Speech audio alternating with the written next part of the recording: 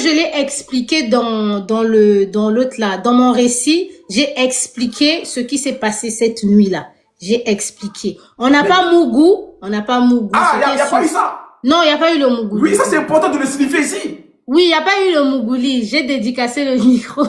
Ah, t'as dédicacé le micro, quoi. T'as chanté. Oui. Ah, d'accord, Oui, c'est voilà. Franchement, au moins, c'est clair. Nous, ici, chez Congolais, on aime les termes. C'est comme ça. Il faut dire la vérité. Rien que la vérité. C'est tout. Elle dit qu'elle n'a pas Mougou, mais elle a chanté dans le micro. Ça, c'est bien aussi. Ça va faire du bien, j'espère. Oui, voilà. Moi, après, j'ai en face de moi une personne, tu vois, la soirée, moi, je kiffe la soirée. Moi, je profite, cadeau et tout. Je suis bien et tout ça. Donc, pour dire aux gens que moi, j'étais pas là pour profiter, parce que les gens peuvent dire que j'étais là pour l'argent et tout. Non, je veux le mettre aussi à l'aise, tu vois. Pour Eunice, entre-temps, tu l'appelles plus papa, hein? Non, non, ce soir-là même, le nom papa, là, j'ai mis dans la poche. Mais le nom papa va revenir à la fin. Tu vois, vers septembre, octobre, le nom papa va revenir dans ma bouche, tu vois. D'accord. Mais entre-temps, à ce niveau-là, déjà, j'enlève papa, je l'appelle maintenant chérie. Voilà. Ah, tu l'appelles chérie maintenant, ok. Oui, je l'appelle maintenant chérie. D'accord. C'était mon anniversaire.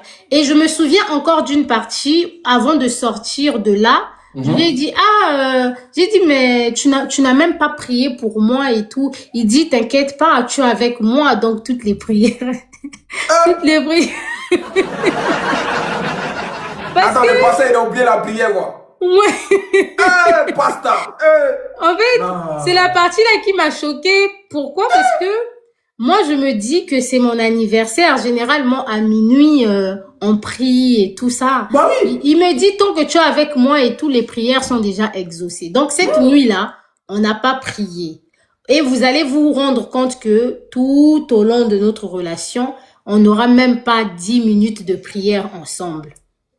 Les prières, ce n'est que quand il est en prière en ligne et moi, je suis la prière en ligne. Les prières, ce n'est que quand je suis à l'église. Mais que lui et moi, comme ça, il m'appelle le matin, dire, oui, mon bébé, laisse-moi prier pour toi ce matin avant que tu... Non, rien de tout ça. On n'a pas eu des moments de prière, non. Donc, c'est là où moi, je lui dis... Ça l'a passé un doki. Donc, le matin, on a pris le petit déjeuner. On finit de prendre le petit déjeuner. Entre-temps, il dit déjà, je suis en train de réserver le restaurant et tout. Tu appelles une amie à toi. Voilà, appelle ton amie. Il y a mon ami aussi qui sera là. Et moi, je boude. Moi, je commence déjà et j'essaie un peu de m'imposer. Je dis, oui, c'est mon anniversaire et tout. Pourquoi c'est toi qui invites, quoi? Tu invites ton ami. Moi, je dis, on peut juste aller au restaurant, moi et puis ma copine, pas ton ami. Il dit que oui, je veux que mon ami soit là. Je dis, il n'y a pas de souci. Donc, il a réservé le restaurant. Et on descend, je finis de m'apprêter. Entre-temps, lui, il est déjà descendu au parking pour récupérer la voiture au sous-sol et m'attendre à la réception. Donc, il descend, il prend la voiture au sous-sol. Moi, je finis de m'apprêter, je récupère mes affaires et tout ça. Je descends, je mets dans le coffre et hop, là, on était à Pullman-Bercy. Donc, hop, on est parti sur les champs, à l'avenue Montaigne. Ok. Oui, on part à l'avenue Montaigne, au restaurant L'Avenue. Ma copine aussi arrive, son ami aussi est là, on mange et tout. Franchement, on passe un très bel après-midi. Et ensuite, on rentre à l'église là-bas. Parce que l'église se trouve à Noisy-le-Grand. D'accord. On rentre à l'église. Lui, il avait quelques rendez-vous. Et au niveau de l'église, il commande le taxi pour moi et tout. Je prends mon taxi, je rentre à la maison. Et là, maintenant, on commence à préparer la journée parce que j'avais prévu une petite surprise et une petite fête avec mes copines, mes proches le samedi. Et il me dit, ah, samedi, tu veux pas que je vienne et tout. Moi, je dis non, l'anniversaire de samedi, en tout cas, c'est juste moi et vraiment des personnes intimes. Il dit donc, moi, je suis pas intime. Moi, j'ai dit, c'est pas que tu n'es pas intime, c'est juste que, je ne peux pas encore te présenter à mes proches comme ça aussi facilement. Donc là, il fait une petite jalousie et tout, il est pas d'accord.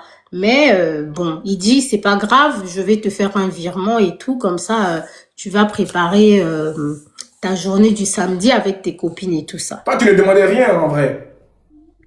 En fait, j'avais même pas besoin de demander parfois. Le truc, c'est que j'avais pas besoin de demander. Il savait vraiment quand donner dès que j'ai un truc et tout. Je me souviens que vraiment, la seule fois où j'ai demandé, c'est quand il fallait que je parte en vacances. Mais sinon, il donnait de son propre gré, quoi. Ouais. Ok. Donc, le samedi arrive, je fais mon anniversaire. Dimanche, je vais pas à l'église. Dimanche prochain, je retourne à l'église et tout ça. Et maman pasteur revient à l'église. Donc, quand maman pasteur est revenue à l'église, ce Comment ça va se dimanche-là, passer maintenant? oui, ce dimanche-là, je vois maman pasteur pour la première fois. Je suis choquée. Je dis, mais pourquoi tu m'as pas dit qu'elle venait? Il dit, moi aussi, je savais pas qu'elle venait. Entre-temps, ce dimanche-là matin, à 8h30, il m'a appelé. Allô, chérie et tout, je suis sous la douche, je me prépare tout ça là pour le culte. On se voit tout à l'heure. J'ai dit d'accord. Moi aussi, je me prépare pour le culte. Entre-temps, je publie les affiches de l'église sur TikTok. Je publie les liens du culte sur TikTok et tout ça là pour donner un peu plus de visibilité à l'église. Donc, ce dimanche-là, j'arrive à l'église. Il y a maman pasteur qui est là. Mes sentiments sont mélangés, hein. Pour moi, c'est peut-être une petite trahison ou comment je réfléchis, je me dis, mais qu'est-ce qui se passe et tout ça. Et je rentre, le culte est fini, je rentre à la maison. Quand je rentre à la maison, non, le culte fini, je rentre pas à la maison, j'ai l'anniversaire de ma copine. Donc, je vais dans le 77 à l'anniversaire de ma copine et tout, je passe toute la journée chez ma copine. Quand je rentre à la maison et tout ça, il m'a au téléphone, il me dit que non, j'étais partie à Orléans et tout, c'était les fiançailles de ma fille, son petit copain lui a fait la demande en mariage, sa fille, moi j'ai 31 ans, il a une fille de 26 ans. Donc du coup, moi j'ai dit c'est très bien et tout, voilà, bientôt ta fille va se marier, c'est beaucoup de responsabilités et tout, je le félicite et je lui demande mais pourquoi maman pasteur elle est de retour à l'église, pourquoi? J'ai dit, je pensais qu'elle allait plus venir, que voilà. Et il dit, je sais pas, c'est sûr qu'elle a été conseillée et tout. Moi, je suis en train de la regarder. C'est comme moi, je t'ai dit, je suis un homme libre. Le rendez-vous avec mon père spirituel s'est très mal passé. Elle est décidée, elle va partir en juillet. Entre-temps, moi, je suis libre, je veux faire ma vie. Moi, j'ai dit, ok, il n'y a pas de souci. L'atmosphère devient bizarre. Pourquoi? Parce que elle revient aussi. Entre-temps, elle avait fait près de 2 mois, elle faisait plus les émissions. C'est même la raison pour laquelle, moi, on m'avait pris pour les émissions. Donc, elle revient aussi faire les émissions. Tout devient mélangé, tout devient mélangé. Entre-temps, moi, je lui dis, je ne veux plus venir à l'église. J'ai dit, ta femme est revenue à l'église et tout. Je comprends pas ce qui est en train de se passer. Je préfère, on peut continuer à être ensemble le temps que tu finalises ton divorce. C'est pas comme si je te refuse, je ne veux plus de toi, non. On peut continuer à être ensemble, mais pour le respect, pour mon respect, pour son respect, je préfère ne plus venir à l'église. Et je me souviens mot pour mot, il m'a dit, à peine à la toute première difficulté, tu veux déjà m'abandonner? Et ça m'a travaillé. Il t'a dit ça, il t'a parlé ça comme ça normal? Oui, normal. Ça m'a quand même travaillé. Moi, j'ai dit... Et ça m'a donné l'impression qu'il était sérieux, qu'il était vraiment dans son sérieux. Je dis, bon, et si vraiment il était sérieux que... voilà, que c'est fini entre eux et tout, je prends le risque. Moi, j'appelle ça prendre le risque. Je prends le risque de me présenter à l'église alors que elle aussi, elle vient à l'église. Et je me souviens... que l'autre, quand on rentre en juillet, on rentre en juillet, en juin, c'est la fête des pères. Donc, la fête des pères, après le culte, ce dimanche-là, après le culte et tout, je rentre dans le bureau, il y avait maman pasteur qui était assise là dans le canapé. Lui, il était assis sur son bureau là-bas. Son ami pasteur, qui m'avait ramené au studio là, qui sait que lui et moi, on sort déjà ensemble. Il était aussi là. Donc, quand je rentre, je dis bonjour. Je sens que même son ami pasteur là même, il me regarde comme s'il me connaissait pas.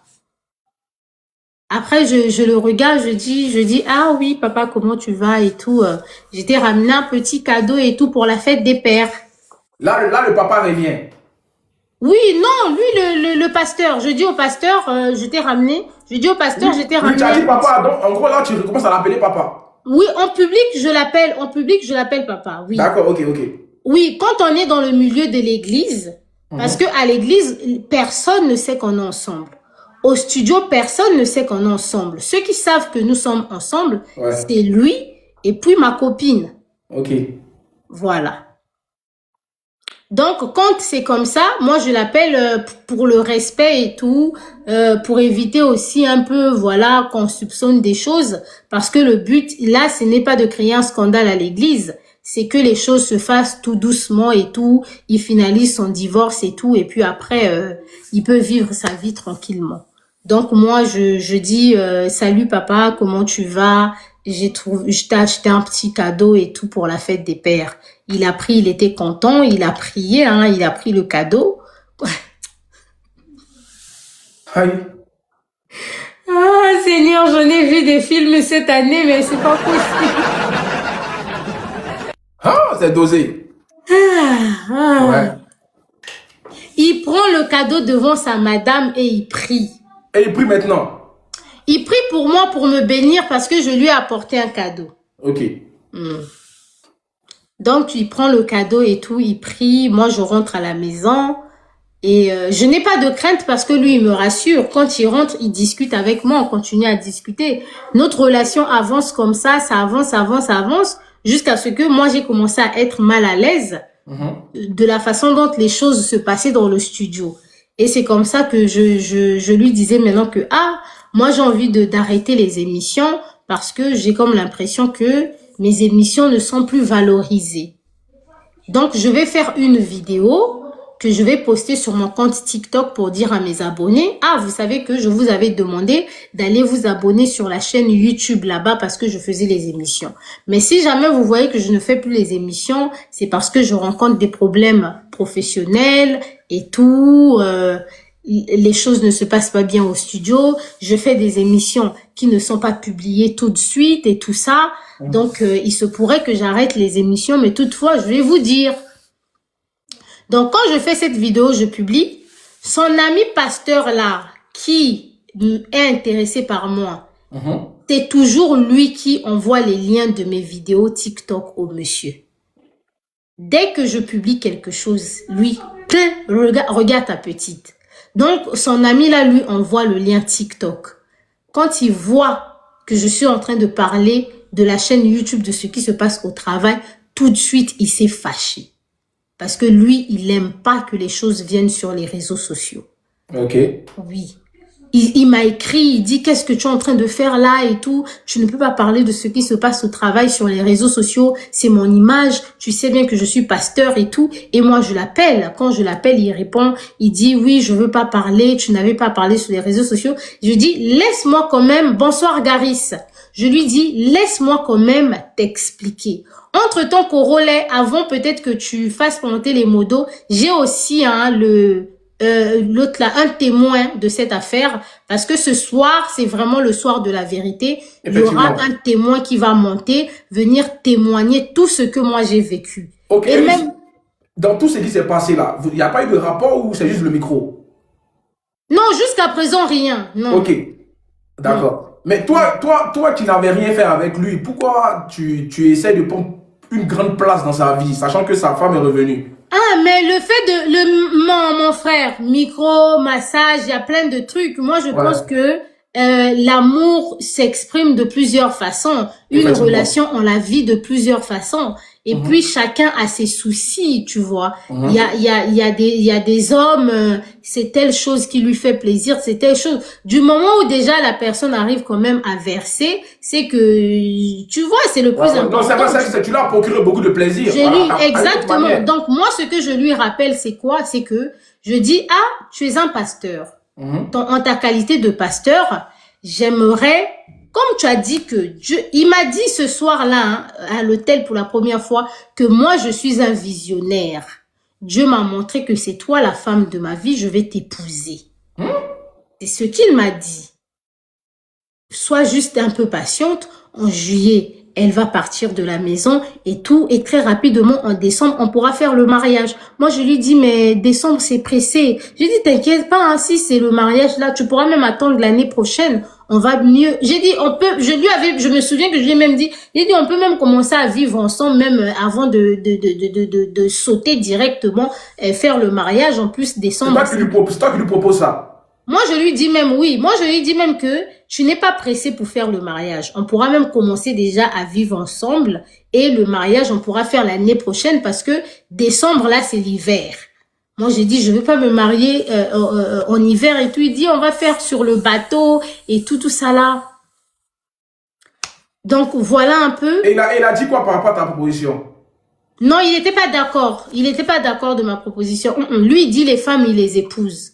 Et souvent, il me parlait même de sa madame, comment il l'a rencontrée, comment il a épousé tout de suite et tout, comment mais pourtant, Eunice, avec toi, il t'a pas parlé tout de suite d'épouser. Il t'a dit ça, mais quand tu as chanté dans le micro, il a accepté. Non, il m'a dit que... Non, lui, il vient dans ma vie, Corolet, il vient pas pour être mon copain. Il vient pour être mon mari. Il dit que Dieu lui a montré que je suis la femme. Oui, mais quand Dieu lui montre que tu es la femme, il doit aussi s'abstenir.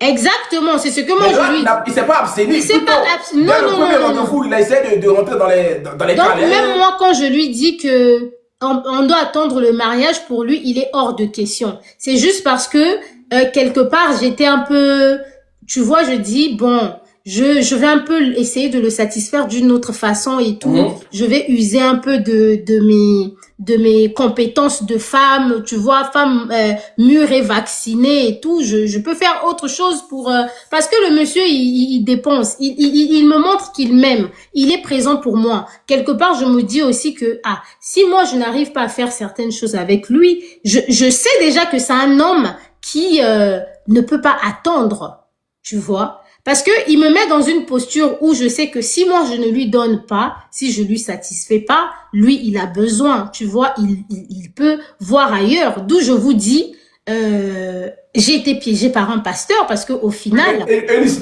tu vois là, moi je rentre plutôt dans la naïveté parce que t'es pas obligé de te donner à lui, même s'il veut, il peut dépenser tout l'or du monde. Si tu as tes objectifs, tu te fixes, tu vois, un seuil pour dire moi j'ai mes limites.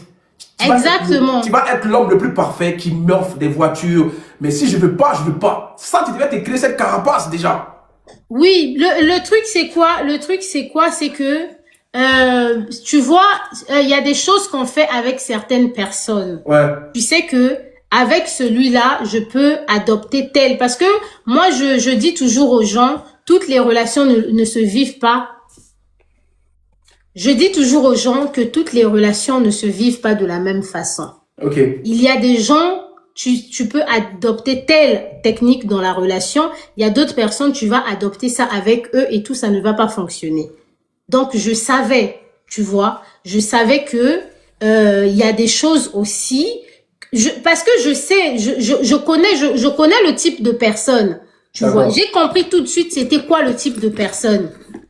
Parce que moi, j'ai eu des gens et on s'est connus, on peut passer 6 mois, 8 mois et tout ça, tu vois. On peut sortir, s'amuser et tout, sans qu'il se passe quoi que ce soit. Mais là, je suis en face de moi, j'ai conscience tout de suite que, apparemment, lui là, le pasteur là même, il est pas mon saint ou comme nous on dit chez nous, il est pas saint. Je comprends tout de suite qu'il est pas saint. Et c'est pas comme si moi je suis saine. Tu vois, moi je suis... C'est quand je dis je suis, c'est pas comme si je suis saine, c'est quoi? Il y a aussi Est-ce que tu n'as pas cette dette morale? Non, il y avait pas de dette morale. Il y a moi j'ai un côté, j'ai cette douceur de femme où j'ai aussi envie de satisfaire, c'est tout. Ok. J'ai cette douceur. Tu dois bien vouloir. Oui, de mon bien vouloir, de mon propre gré, tu vois, je n'aime pas être avec un homme qui me stresse, qui commence à me forcer et tout, on fait ci, on fait ça, tu vois.